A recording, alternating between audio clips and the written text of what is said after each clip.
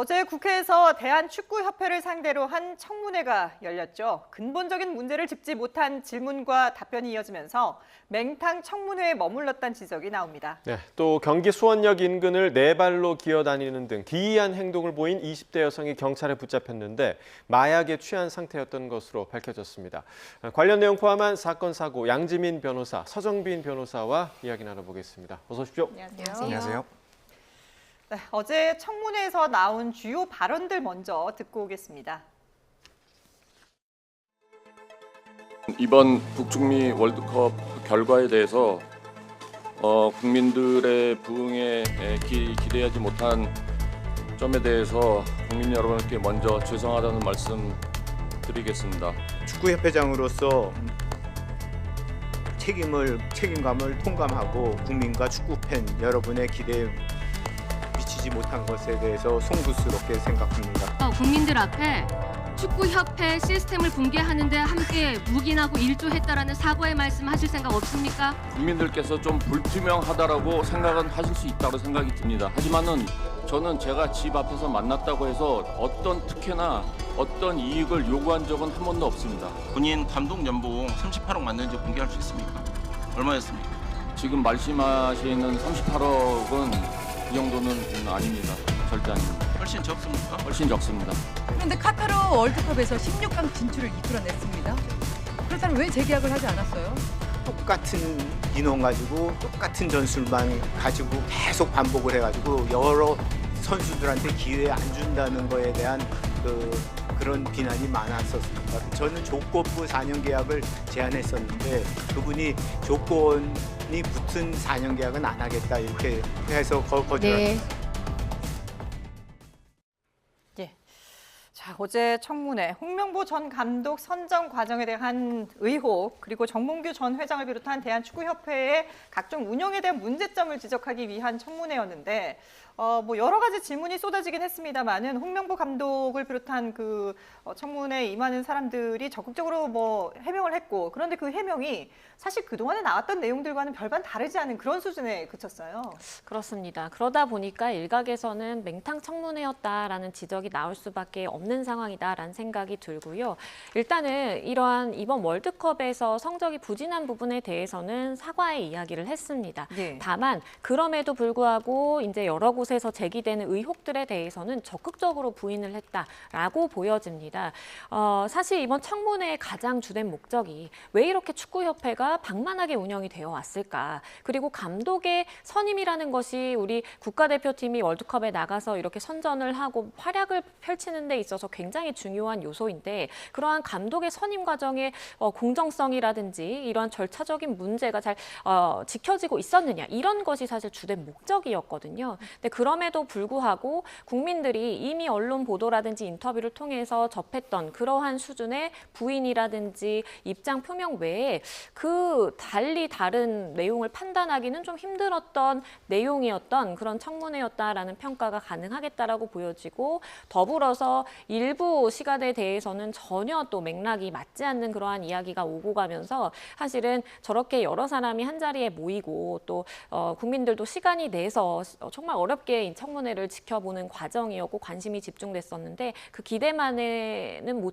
미치지 못했다. 기대만큼은 아니었다라는 생각이 듭니다. 예, 어제 청문회 취지에 맞지 않는 그런 여러 질의응답이 진행이 되면서 아마 많은 분들이 답답해하셨을 것 같습니다. 어제 이제 나왔던 여러 가지 답변 중에서 공분을 샀던 그런 답변들이 조금 있었는데 일단 정몽규 전 회장 만약에 북중미 월드컵에서 우리 대표팀이 16강에 갔다면 이런 청문회가 열리지 않았을 거다 이런 답변을 했어요. 어떻게 좀 들으셨습니까? 사실 지금 문제 인식 자체가 조금 우리가 기대했던 것보다는 훨씬 더 부족하지 않나 이런 걸 좀 추측을 해볼 수 있는 그런 상황이었습니다.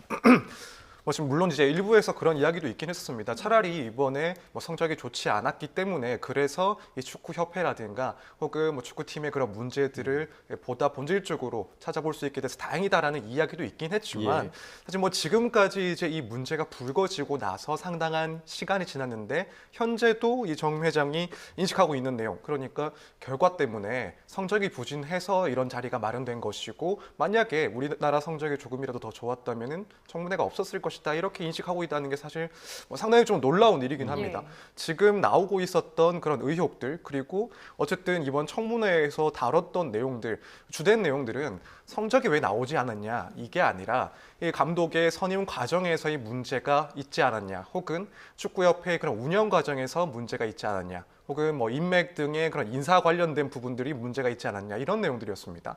그런 질문들이 앞서도 계속 있어 왔었고 청문회에서도 나오고 있는 그런 사항인데 16강에 갔다라고 한다면 이런 자리가 없었을 것이다 인식을 하고 있다는 것이 그동안 이 축구협회의 문제들이 결국에는 회장이라든가 혹은 관련자들의 인식 부족도 상당한 원인이 되지 않았나 이렇게 생각을 하게 되는 그런 대목이었습니다. 예. 그리고 홍명보 전 감독이 뭐 손흥민 선수나 이재성 선수를 기용하지 않았던 부분, 이 부분에 대해서도 이제 많은 축구 팬들이 뭐 여러 가지 좀 추측들이 나오고 했었는데 어제도 이 질문이 나왔어요. 맞습니다. 그러니까 당시에 선수 기용에 대한 문제가 월드컵이 벌어지던 와중에서도 굉장히 축구 팬들 사이에서는 강하게 또 입장 표명 이야기가 나왔던 게 사실이거든요. 예. 이 부분에 대한 이제 질의도 있었는데 감독의 이제 전술적인 판단이었다라고 이야기를 했고 일각에서 제기되었던 이강인 선수가 이제 선수 교체를 요청했던 부분에 대해서도 다른 데에서 이제 알려진 그 전에 알려진 사실과는 좀 다르다라면서 이제 해명이 나오기도 했습니다. 근데 물론 맞죠. 그러니까 감독에게 전술적인 판단과 전략을 구성하고 현장에서 어떠한 지휘권이 놓여져 있는 것이기 때문에 이 부분에 대해서 사후적으로 잘못했다라고 해서 징계를 내린다라든지 어떠한 책임을 묻기는 어려운 측면이 있습니다. 그런데 다만 감독의 경우에는 그런 전술적인 부분에 있어서 어쨌든 본인에게 선택을 준 협회라든지 국민에 대해서 설명하는 그러한 노력이라든지 자리도 분명히 필요한 것이라는 생각이 들거든요. 그렇기 때문에 굉장히 방어적인 태도로 다 이건 성적이 부진해서 나에게 이러한 모든 비판과 비난이 쏟아지는 것이지 성적만 좋았으면 아무 문제 없었을 것이다 라는 취지로 아마도 이러한 부분에 대한 지적도 사실은 부정적으로 좀 받아들이는 듯한 그러한 입장을 좀 읽었는데요. 이러한 부분에 대해서 청문회라는 것은 국민들에게 그래도 한 번 더 설명할 수 있는 기회가 마련된 장이라고 생각이 됩니다. 그렇기 때문에 이것을 간단하게 전술적인 내 당시의 판단이었다 내지는 당시의 최선이었다라고 이렇게 좀 방어적으로 그냥 넘어가기보다는 조금 더 상세한 설명 그리고 그때 당시에 국민들이 의혹을 품었던 해명 하나하나에 대해서 상세하게 응답하는 태도가 더 필요한 것 아니었나라는 생각도 듭니다. 네. 그리고 이제 홍명보 전 감독의 법인카드 사용 관련한 논란이 또 최근에 터졌거든요. 근데 오히려 이 부분은 어제 청문회를 통해서 이 축구협회에서 규정하고 있는 법인카드 사용 규정 관련 내용들이 오히려 드러나면서 오히려 다행이었다 이런 목소리도 좀 있었던 것 같아요. 네, 그렇습니다. 사실 이 부분 의혹 자체가 이제 홍 전 감독이 자택 근처에서 예. 법인카드를 2년 동안 약 1,400만 원 상당을 썼다라고 해서 이게 사적 유용에 문제가 있는 것 아닌가, 또 규정 위반 문제가 있는 것 아닌가 이런 의혹이 제기가 됐었습니다. 그런데 네. 이제 말씀하신 것처럼 지금 규정상으로는 이런 자택 근처에서 이 법인카드를 쓰지 못하도록 예. 하는 그런 내부 규정이 있었다고 합니다. 결국 이 규정을 일단 위반을 했다라고 보는 게 맞지 않나. 물론 이제 홍 감독의 입장에서 해명을 하고 있는 내용이 대표팀의 외국인 코치들이 대부분 이제 분당국 그러니까 예. 자택 근처에서 거주를 하고 있었다. 그리고 이 주말에도 회의라든가 혹은 업무를 위해서 인근의 식당을 이용하고 시설들을 이용했다라고 일단 해명을 하고 있습니다만 충분한 설명이 됐는지에 대해서는 상당히 좀 의문이긴 합니다. 이 문제가 불거지고 나서 증빙 자료를 제출하겠다라고 이야기를 하고 실제로도 관련 자료를 제출하긴 했는데 이게 지금 개인 카드 사용 내역을 제출을 한 걸로 알고 있습니다. 그러니까 실제 법인카드가 어떻게 쓰였는지를 정확하게 보여주는 그런 자료는 아니기 때문에 여기에 대해서는 해명이 불충분했다라는 생각이 듭니다. 물론 지금 홍 전 감독이 주장을 하는 것처럼 업무적으로 내용상에 있어서는 실질적으로는 업무를 위해서 썼을 가능성도 분명히 있어 보이긴 합니다만 앞서 이제 말씀을 드린 것처럼 결국엔 내부 규정을 위반한 문제들이 있었고 충분한 자료들도 당시든 혹은 지금이든 제출되지 않은 사항이기 때문에 이 점에 대해서도 충분히 설명하지는 못했다라고 보는 게 맞지 않나 생각이 듭니다. 예. 자, 그리고 빵집 면접 특혜 논란, 그리고 38억 원의 고액 연봉에 대한 여러 가지 얘기들도 나왔는데 이 모든 것들, 그러니까 홍명보 전 감독 선임을 주도한 걸로 알려진 이임생 전 축구협회 이사가 어제 출석하지 않아서 사실상 뭔가 더 구체적으로 들을 수 있는 내용들이 없었다 이런 비판이 상당히 많았어요. 그렇죠. 그러니까 가장 청문회에서 많은 국민들이 궁금했던 부분이 아니 국가대표 감독이 저렇게 그냥 허술하게 절차를 통해서 선임될 수 있는 것인가? 이 부분에 대한 의혹이 좀 해명이 밝혀져야 된다라는 부분이 가장 큰 관심사였을 것으로 보여지는데요. 이 부분에 대해서 사실상의 본인에게 권한이 없음에도 불구하고 홍명보 전 감독을 감독으로 선임하기 위해서 당시 빵집 면접에서 실제로 면접을 진행했다라고 알려져 있는 이임생 이사가 본인은 이제 캄보디아에서 기술이사직을 맡기 때문에 참석할 수 없다라고 해서 불출석 사유서를 내고 결국 불출석을 했습니다. 청문회라는 것이 당사자에게 이야기를 듣는다라는 취지도 있지만 증인이 15명이나 애초에 선정이 됐던 것은 당시 절차상의 문제를 검증하기 위해서 물론 수사권은 없는 수사기관은 아니지만 그래도 이러한 진술이라든지 증언들이 나오면 이것을 교차 검증해보고 혹시나 다른 말을 하는 것은 없는지 아니면 문제점은 없는지 우리가 그러한 사실관계들을 좀 알고자 하는 그러한 취지도 있는 것인데 홍명보 전 감독과 정몽규 전 협회장만 참석을 했고 그 외에 당시의 선임 과정을 알 수 있을 만한 사람들이 실질적으로 참석을 하지 못하게 되면서 이에 대한 유의미한 답변을 들을 수는 없었다라는 생각이 들고요. 당시에 빵집 면접이 문제가 없었다라는 취지로 홍 전 감독은 이야기를 했어요. 예. 그리고 본인은 선택을 받은 입장이기 때문에 내가 책임질 필요는 없다라는 취지로 조금 답변이 읽혔는데 다만 이러한 부분에 대해서 문제의식이 전혀 없다라는 것은 사태가 훨씬 더 심각했을 수도 있겠다라는 생각이 듭니다. 왜냐하면 축구계에 이렇게 오랜 시간 몸담았던 사람으로서 온 국민이 이름을 알고 있는 그러한 축구 선수 출신으로서 협회가 이렇게 운영이 되어 왔다라는 것에 본인도 어느 정도 굉장히 길들여져 있었던 것을 암시를 할 수 있을 듯한 그러한 내가 별로 잘못된 것은 못 느꼈는데라는 취지의 답변이어서 사실상 이걸 듣는 국민들의 입장에서는 조금 더 참담한 입장이지 않았나라는 생각도 듭니다. 네, 주요 증인의 불출석과 더불어서 청문회 자리에서 본질과 동떨어진 질의응답이 이어지는 것 또한 맹탕 청문회의 비판을 불러오기에 충분했습니다. 잠시 영상 함께 보시겠습니다. 두 아들 1998년생이고 2000년생이죠. 네, 군대 다녀왔습니까? 안 다녀왔습니다. 이재용 회장의 장남 시민권 포기하고 지원 입대했어요. 최민정 SK그룹 최태환 회장 차녀 여성인데도 해군 사관원 후보생으로 입대해서 병역 의무를 마쳤어요. 홍명보 감독 자제분들에게 병역 의무를 마치게 할 권유할 생각 있습니까? 본인의 선택을 존중할 수밖에 없습니다. 손흥민 선수, 이재성 선수가 남아공전에 조기 출전 못한 것이 패인이다 이렇게 보고 있는 거예요, 그죠? 뭐 저희가 생각하기에는 조금 틀렸다고 생각합니다. 근데 왜 졌어요? 왜 졌어요? 왜 그렇게 졸전을 벌이고 왜 졌어요? 경기를 하다 보면 뭐 이런 상황 저런 상황이 항상 생기기 때문에. 사실 어제 청문회가 시작되면서 이재정 위원장이 이 축구 성적을 논하는 자리가 아니다. 정말 근본적인 문제를 위한 질의응답이 이루어져야 한다라는 취지를 명확하게 얘기했는데도 불구하고 상당히 그걸 벗어난 질문들이 많았고요. 또 축구를 조금이라도 사랑하는 사람들이 어제 청문회를 봤다면 저런 질문을 도대체 왜 던지는 거지라는 질문들도 상당히 좀 많았어요. 네, 그렇습니다.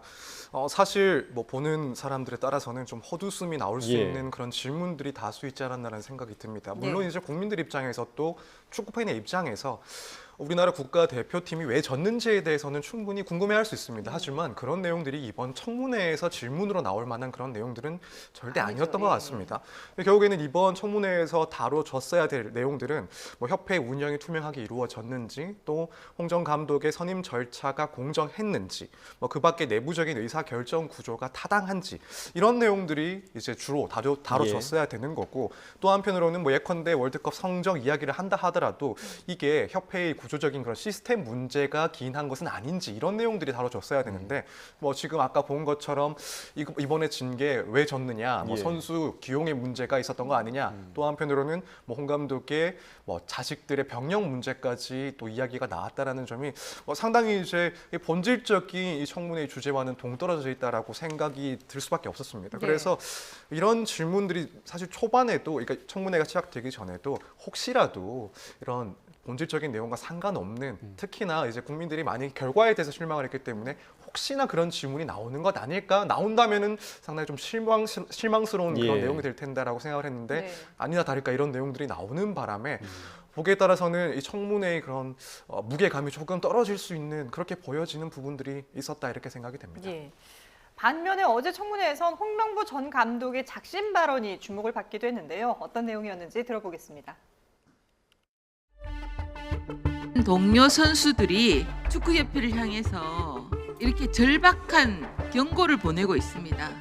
이 어떻게 하면 조직 문화를 바꿀 수 있는지 지금 감독님은 이제 책임지고 물러난 입장에서 한 말씀 해주십시오. 정말 어려운 일들이지만은 저는 그런 젊은 선수들이 젊은 친구들이 들어와서 이 어려운 것들을 좀 바꿔줬으면 좋겠습니다. 그냥 밖에서 좋은 역할 하는 것도 좋고 좋은 얘기하는 거 좋고 쓴소리 하는 것도 좋지만은 이 안에 들어와서 이 현실이 얼마나 어려운지 좀 깨닫고 그러다 보면은 본인들이 더 이거를 책임감을 가지고 더 바꿀 수 있을 거라는 전 생각은 분명히 갖고 있습니다. 네, 여러 가지 질타, 그러니까 경기 이후에 홍 감독에 대한 여러 가지 질타들이 쏟아지자 거기에 대해서 그러니까 밖에서 비판만 하지 말고 니네가 직접 해봐라 이런 취지인 거잖아요. 이 부분에 대한 또 여러 가지 해석들이 나오고 있더라고요. 이게 들리기에 따라서는 뭐 답답하면 너희가 알아서 해라 그러게요. 라는 식으로 상당히 좀 책임을 회피한 듯한 그리고 본인 역시도 사실 책임에서 상당히 좀 멀어져 있는 듯한 그런 발언이었기 때문에 듣기에 따라서는 상당히 좀 불편한 그런 내용이었습니다. 네. 특히 지금 홍 전 감독 같은 경우에는 선임 과정에서 공정성 문제가 계속해서 제기가 되었고 어제 청문회에서도 이야기가 나왔는데 뭐 이렇게 외부에서 들어와서 알아서 해보라 라는 식으로 이야기하는 것은 상당히 좀 부적절하게 들리는 표현이었다라고 생각을 합니다. 지금 저 발언을 보고 또 떠올랐던 게 얼마 전에 이제 축구협회 관련자가 뭐 이영표 선수라든가 혹은 박지성 선수를 네네. 언급하면서 뭐 그 사람들이 뭘 네. 안다고 예. 이런 식으로 이야기를 해서 또 논란이 됐었는데 분명히 이런 점들은 뭐 홍 감독도 보지 않았을까라는 생각이 듭니다. 이런 발언들이 얼마나 무책임하게 보일 수 있는지 또 얼마나 지탄을 받을 수 있는지를 충분히 인지를 하지 않았나라는 생각이 듭니다. 그래서 어제 이 표현 자체가 듣기에 따라서는 상당히 조금 불편하고 이 사안에 대해서 현재까지도 이 책임을 좀 회피하려 하는 듯한 그런 모습을 본 것 같아서 상당히 좀 씁쓸했습니다. 네. 자, 그리고 어제 이 장면도 참 황당했습니다. 이 청문회 자리에 있었던 한 청문위원이 증인으로 출석한 정몽규 전 회장에게 보낸 메시지가 포착이 돼서 부적절했다라는 논란이 일기도 했는데요. 영상 함께 보시겠습니다. 지인과 인맥 동원해서 청문위원들에게 미리 선을 대려고 하셨습니까? 축구협회도 이런 식으로 운영하셨습니까? 지인을 통하면 모든 게 해결되고 주먹구구식으로 그렇게 운영하셨습니까? 제가 그 청문회를 잘 준비하기 위해서 질문 뭐 어떤 질문에 대한 거를 궁금해하시나 뭐 이런 거를 혹시 알 수 있나 송구스럽게 생각합니다. 개인적인 어떤 친분 관계가 있었는데 제가 배려를 할 수 없다. 제가 문자를 보냈었고 제가 오후에 와서도 굉장히 세게 질문을 하신 거에 대해서는 아마 이 자리에 계신 위원님들도 다 아실 겁니다. 사적인 건 사적인 거고 공적인 건 공적인 겁니다. 네, 이 문자에 등장한 정 선배가 누구냐, 뭐 이런 여러 가지 해석도 있었고요. 이 문자의 청문위원과 지금 증인 사이에 오간 문자잖아요. 사실 부적절한 건 확실한 거죠? 당연히 부적절합니다. 지금 더 배려해드렸어야 하는데 소모하다라는 이야기를 한 사람이 저렇게 증인으로 참석한 사람이 아니라 오히려 증인에게 국민을 대표해서 추궁을 하고 사실관계를 파악을 하기 위해 노력을 해야만 하는 이 청문위원이 보낸 문자인 예. 것입니다. 네. 그러한 관계를 보자라고 한다면 사실 오전에 있었던 오후에 있었던 그 청문회가 제대로 정말 이루어진 것 맞나라는 청문회 자체의 공정성이라든지 신뢰성을 깨버렸다라고 볼 수밖에 없는 측면이고요. 그렇기 때문에 일각에서는 이거 청문위원으로서의 역할을 제대로 하지 못했기 때문에 이건 윤리위에 가야 되는 사안 아니냐라는 이야기까지 나올 정도로 물론 이러한 문자를 주고받은 그 자체가 어떠한 위법 사항이 된다라고 보기는 어렵지만 예. 충분히 징계 예산을 해당하는지 아닌지는 살펴볼 주제다라는 생각이 들고요. 일단은 이 청문회라는 것 자체가 외관상으로도 국민들이 신뢰할 만한가, 공정한가 이렇게 보여주는 것도 상당히 중요하거든요. 있거든요. 근데 다만 저렇게 오전에 있었던 청문회 사이 중간 점심을 먹고 이루어진 그 문자 메시지의 주고받음이 외부로 공개되면서 사실상 저런 개인적인 관계에 얽혀서 사실관계 파악을 제대로 못한 것 아니냐라는 좀 지적이 제기될 수밖에 없었던 안타까운 순간이었습니다. 예. 자, 여러 가지로 문제가 많았던 그리고 알맹이 없는 맹탕 청문회라는 비판을 받을 수밖에 없었던 그런 시간들이 아니었나 싶습니다. 네, 다음 주제로 넘어가 보겠습니다. 수원역 근처에서 한 여성이 제자리 달리기를 하는가 하면 네 발로 바닥을 기어다니고 다른 사람들을 향해 돌진하는 기이한 행동을 해서 경찰에 붙잡혔는데요. 영상 함께 보시죠. 예. 지금 영상 보면서 이제 말씀을 드릴 텐데 지금 여성이 갑자기 뛰기 시작합니다. 그런데 이런 행동뿐만 아니라 앞서 말씀드린 것처럼 기이한 행동들을 연달아 하면서 주변 사람들이 상당히 이제 놀란 모습으로 쳐다보는 걸 확인할 수가 있었는데요. 왜 이런 행동을 했나 했더니 마약에 취한 상태였다고요?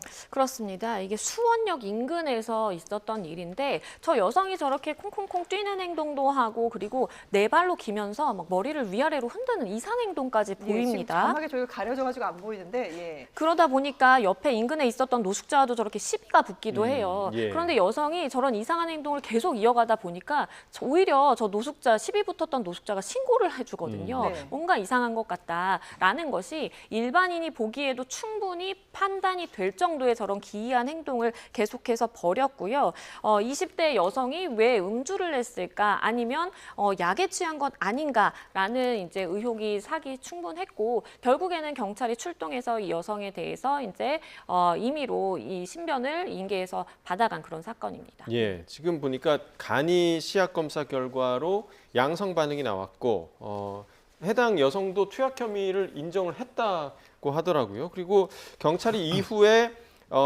가족에게 인계를 한 뒤에 보호 입원 조치를 했다라고 들렸는데 어떤 의미의 좀 절차라고 보면 됩니까? 일단 지금 이 문제가 터지고 나서 구속은 하지 않은 상황이긴 예. 합니다. 이제 마약 사건이라고 하더라도 과거에 이제 동일한 전력이 있을 경우에는 대부분 구속을 한 상태에서 수사라든가 재판이 진행되는데 지금 이 여성 같은 경우에는 그런 전력 문제가 따로 없다거나 혹은 도주의 우려가 없다라고 일단 판단을 해서 구속된 상태에서의 수사는 진행하지 않는 걸로 보입니다. 그렇다면 이제 불구속 상태에서 진행을 해야 되는 건데 지금 말하고 있는 이 보호 조치가 결국에는 이 정신건강보호법 등에 의해서 이 전문가의 판단에 따라서 본인에 대한 그런 위해 우려가 있거나 혹은 약물 중독과 같은 그런 문제가 있을 때 전문가의 소견을 곁들여서 강제적으로 입원을 시키는 그런 절차를 진행한 것으로 보입니다. 그래서 가족들의 동의를 받고 또 이 전문가의 소견까지도 확인한 이후에 혹여라도 이제 그런 마약 중독으로 인한 그런 부작용이라든가 스스로를 해칠 수 있는 그런 위험이 있을 수 있기 때문에 이런 점들을 고려해서 입원 조치를 실행을 한 것으로 보여집니다. 예, 알겠습니다. 그래서 이제 그 영상에 보여드린 이 여성 상당히 기이한 행동을 했는데 이 여성이 근데 지금 구속되지는 않았다고 하지만 마약을 어디서 구했고 또 어떻게 이 마약을 투약하게 됐는지 이런 부분은 또 좀 더 명확하게 밝혀야 되지 않겠습니까? 그렇습니다. 일단은 당시에 이 여성이 소지한 물품에서는 어떠한 마약류가 발견되진 않았거든요. 그럼에도 불구하고 이 여성이 일단은 입원 상태가 끝난 후에 좀 상황이 안정이 된다면 조사를 이어갈 수 있는 상황이 된다면 당연히 어떻게 마약을 구입을 했고 그리고 본인이 유통한 혐의는 없는지 이런 부분에 대해서 꼼꼼하게 따져보게 될 것으로 보입니다. 일단은 마약류 관리법 위반 60조 마약류 관리법을 보면 60조 위반을 한 것으로 보여지는데 이 약물 그러니까 그것도 필로폰 투약 혐의에 대해서 본인이 인정하고 있거든요. 그러면 단순 투약의 경우에는 10년 이하의 징역 1억 원 이하의 벌금에 처한다라고 이제 되어 있기는 하지만 본인이 어떠한 매매라든지 알선에게까지 이제 손을 댔다 그런 혐의까지 추가가 된다라고 한다면 이제 무기징역까지 가능한 그러한 가중처벌의 가능성이 놓여져 있어요. 그래서 반드시 경찰의 경우에는 수사기관의 경우에는 이런 마약류 사건을 접하게 되면 단순 투여자인지 아니면 매매에까지 가담한 사람인지에 대해서까지 그 투약 경로, 투여 경로 그리고 입수된 경로에 대해서까지 밝히게 될 것으로 보여집니다. 네, 저희가 이렇게 대낮에 마약에 취한 사람들 관련 보도를 전하는 빈도수가 점점 더 높아지는 것 같아서 상당히 좀 우려되는 상황인데 다음 소식도 이제 마약 관련 사건인데요. 먼저 음주운전으로 적발이 됐는데 이후에 마약 투약 혐의까지 들통이 난 시내버스 기사가 곧 구속 송치 예정이다라는 보도를 조금 전에 전해드렸습니다. 자, 음주운전에 또 마약까지 있었습니다. 어떤 일이 좀 있었던 건가요? 네, 이제 40대 중국 국적의 남성이 문제가 된 사건인데 당시에 이제 지인과 술자리를 하고 뭐 자택까지 만취한 상태에서 음주운전을 하면서 가다가 도로 한복판에다가 차를 세워두고 잠이 들어서 경찰에게 적발이 됐다고 합니다. 근데 이후에 이제 경찰이 이 차를 옮기기 위해서 운전을 하던 중에 이 뒷자리에서 이 마약 투약 도구가 발견이 됐다고 합니다. 그래서 추궁을 했더니 이제 마약 투약 사실까지도 확인이 됐던 것이고 이 남성의 직업이 버스 운전 기사라고 하기 때문에 그렇다면 이제 마약을 투약한 상태에서 또 버스 운전까지도 했던 것 아닌가 이 점까지도 이제 문제가 돼서 수사를 받고 있는 그런 상황입니다. 예, 만약에 실제로 마약을 투약한 상태에서 버스 운행을 했다면 그건 상당히 위험한 상황 아니겠습니까? 그렇죠. 이제 경찰 입장에서는 이런 약물의 영향이 뭐 최대 12시간까지도 지속이 될 수가 있기 때문에 지금 이 사람이 말하고 있는 그 투약 시점에서 12시간 이내에 운전을 했을 가능성, 이 시내버스를 운전했을 가능성도 충분히 있다라고 생각을 하고 있는 것으로 보입니다. 말씀하신 것처럼 이제 뭐 다수의 그런 시민들이 이용을 하는 대중교통이기 때문에 이걸 약물에 조금이라도 취한 상태에서 운전을 했다라고 한다면 그 결과가 이제 뭐 사고로 이어질 수 있고 다수의 인명 피해가 발생할 수도 있는 그런 심각한 사안입니다. 그렇기 때문에 이 점에 대해서는 경찰 역시 상당히 좀 집중적으로 수사를 해 나갈 예정으로 보이고요. 그래서 지금 만약에 뭐 마약을 투약한 시점 그리고 운전한 시점이 상당 부분 근접한다라고 한다면 아무래도 경찰 입장에서는 고민할 수 있는 부분이 이제 약물 운전 혐의를 추가로 고민할 수 있을 것 같습니다. 이 경우에는 사실 뭐 5년 이하의 징역이라든가 2천만 원 이하의 벌금에 처하도록 하고 있어서 상당히 중한 처벌을 하기도 하고 지금 이것뿐만 아니라 어쨌든 뭐 음주 운전 부분도 있고 또 한편으로는 마약 투약한 부분도 있기 때문에 이 내용들이 모두 합쳐진다면은 뭐 상당한 수준의 징역형이 예상되는 그런 사안입니다. 뭐 그런 점까지도 고려를 해서 구속된 상태에서 수사를 이어져 나갈 그런 생각으로 보입니다. 네, 수사 과정을 조금 더 지켜봐야겠고요. 오늘 마지막 주제를 가지고 좀 이야기를 나눠보도록 하겠습니다. 아마 이제 영상을 좀 보시면서 이야기를 나누는 게 좋을 것 같은데 추격전을 벌이다가 경찰과 순찰차가 자 이렇게 보시면요. 경찰차가 상당히 많고요. 까만색 차를 이렇게 에워싸고 있는 상황에서 지금 이 차가 경찰차를 들이받으면서 빠져나가려고 하는 그런 상황들입니다. 지금 경찰의 수도 지금 상당히 많은 상황인데 자, 결국에는 이제 테이저건을 사용해서 이 남성을 붙잡았다고 하는데 이 차량 안에 총기가 있다 이런 신고가 있었다고 하더라고요. 맞습니다. 그러니까 차량에서 총기가 있었다라고 이제 신고가 들어오다 보니까 경찰 입장에서는 사실상 무장이 되어 있을 가능성을 상정하고 제압을 할 수밖에 없는 상황이었거든요. 게다가 지금 보시는 것처럼 이렇게 체포를 하는 과정도 순탄치가 않았습니다. 위험한 물건이라고 볼 수 있는 우리 법상으로 위험한 물건에 해당하는 차량을 이용해서 저렇게 경찰들을 공격하는 모습을 보였거든요. 그렇기 때문에 테이저건이라든지 이런 강력한 어떠한 이제 물리적인 수단을 사용할 수밖에 없었던 상황이었다라고 보여지고요. 실제로 승용차 바퀴에 실탄 4발을 쐈고 3단봉이라든지 테이저건까지 다 동원을 해서 정말 어렵게 제압을 할 수 있었던 그런 상황입니다. 일단은 다행히도 저 총의 경우에는 실제 무장이 가능한 총이 아니라 비비탄 이제 총이라고 해서 다행이기는 하지만 이게 육안으로는 또 구분하기 힘든 측면이 있거든요. 그렇죠. 경찰 입장에서는 어쩔 수 없는 저런 제압의 상황이 있었다라고 보여집니다. 예. 저렇게까지 경찰차를 뚫고 나가려고 왜 무리하게 시도를 할까라는 생각이 드는데 잡고 봤더니 혈중 알코올 농도가 면허 정지 수준이었다면서요? 네, 그렇습니다. 근데 사실 조금 이해가 안 가는 부분이 면허 정지 수준이라고 하면 그러니까 취소 수준보다는 미치지 못하는 수준입니다. 그래서 뭐 우리가 편하게 말했을 때 이게 만취 정도까지는 아니었던 것으로 보이는데 이렇게까지 행동을 할 이유가 무엇이 있었나 상당히 좀 이해가 안 가는 부분이 있긴 합니다. 근데 이제 이 일이 벌어지기 전에 또 한 가지 이제 범죄를 저질렀다라는 사실이 확인이 됐고 이것 때문에 이렇게 도주를 끝까지 하려 한 거 아닌가라는 생각이 듭니다. 이제 이런 추격전이 발생하기 전에 앞서 말씀을 하신 그 비비탄 총을 가지고 인근의 한 사찰에 갔다고 합니다. 그래서 그 사찰에 있는 스님을 이 모형 총으로 위협을 하고 납치 시도까지도 했다고 합니다. 근데 사실 지금 보도에 의하면은 해당 대상 스님과는 또 안면이 있는 뭐 관계가 있는 사람이 아니었다라고 지금 나오고 있습니다. 그래서 사실 앞서에서도 이런 인질극을 하려고 했던 그런 상황이 도대체 어떤 이유에서인지 여부에 대해서 상당히 좀 수사가 필요하지 않나. 뭐 지금까지 여기에 대해서 동기에 대해서는 입을 다물고 있다라고 하는데 뭐 이 점 역시도 좀 확인이 돼야 될 그런 부분이 아닌가라는 생각이 듭니다. 여러 가지로 의아한 부분들이 많은데 경찰 수사가 철저하게 이루어져야 될 것 같습니다. 네, 지금까지 양지민 변호사, 서정빈 변호사와 함께했습니다. 두 분 말씀 잘 들었습니다. 감사합니다.